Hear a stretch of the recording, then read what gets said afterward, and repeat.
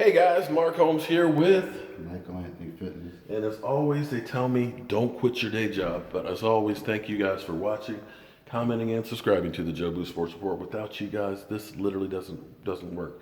Michael, you were saying the news from Jerry Jones is That Gregory and Xavier may be playing this week. all right. There are planes we can okay, with the grain of salt. that's some good news. So Jerry Jones is saying that Randy Gregory's concussion is okay, and that Xavier lays the woods hamstring is going to be good to go where he can start working out and stuff. We'll see how much he's going to be out there, but I got to be honest with you.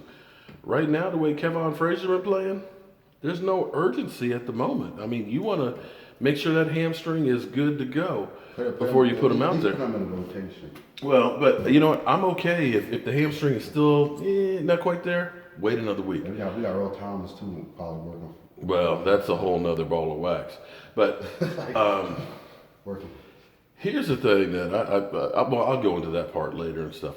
But another thing I do want to talk about is T.O. Let me get up off the floor here. God, it sucks being old with bad knees, varnishing these steps.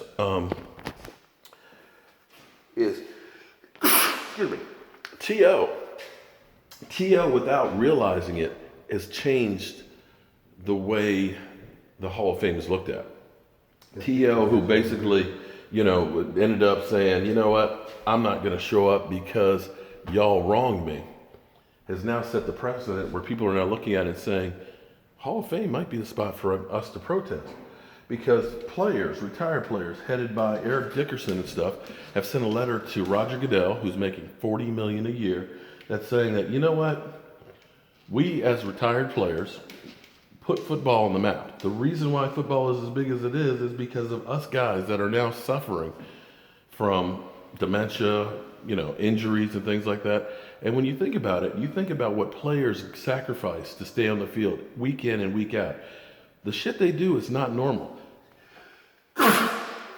Excuse me. They literally put their lives on the line week after week for our entertainment. And when the NFL is done with you, they're done with you. So they're looking for health insurance. They're looking for compensation for what they put in for the teams. And there is no job security as we know in the NFL.